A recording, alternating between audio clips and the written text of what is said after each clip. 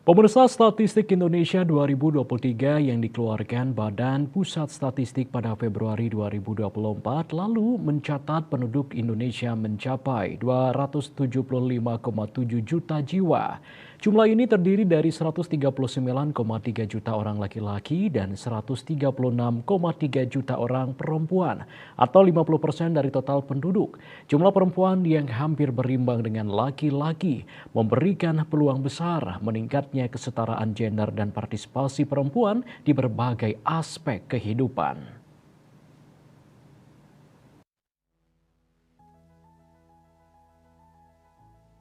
Menteri Pemberdayaan Perempuan dan Perlindungan Anak (PPPA) Bintang Puspayoga menyampaikan bahwa pada peluang bagi perempuan di Indonesia menurut Menteri Pemberdayaan Perempuan dan Perlindungan Anak (PPPA) Bintang Puspayoga pada kenyataannya masih banyak tergantung oleh pemimpin daerah. Hal ini disampaikannya di depan para peserta dialog dalam seminar perempuan dan kebangsaan yang digelar di Rumah Kebangsaan dan Kebinekaan Peseraman Satya Meva Jayate di Denpasar pada Senin 27 Mei.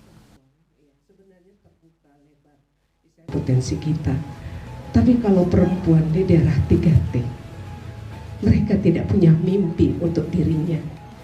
Regulasi kebijakan itu sudah banyak untuk perempuan, banyak, tapi mendaratnya, implementasinya itu jadi PR untuk kita selesaikan.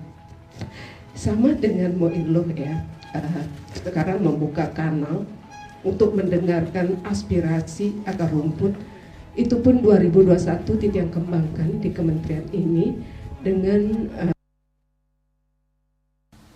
Menteri PPPA menyebutkan masih banyak perempuan di Indonesia yang harus berjuang keras mewujudkan mimpinya sebagai perempuan yang dapat memberdayakan dirinya sendiri. Sementara itu, anggota DPD RI Nilo Jelantik menyatakan sesama perempuan harusnya menyadari bahwa mereka tidak sendiri. Sementara itu, Tuti Kusumawardani, anggota DPR terpilih pertama di Bali yang turut menjadi pembicara menyebutkan setelah 20 tahun baru ada perwakilan Bali yang murni hasil pilihan masyarakat.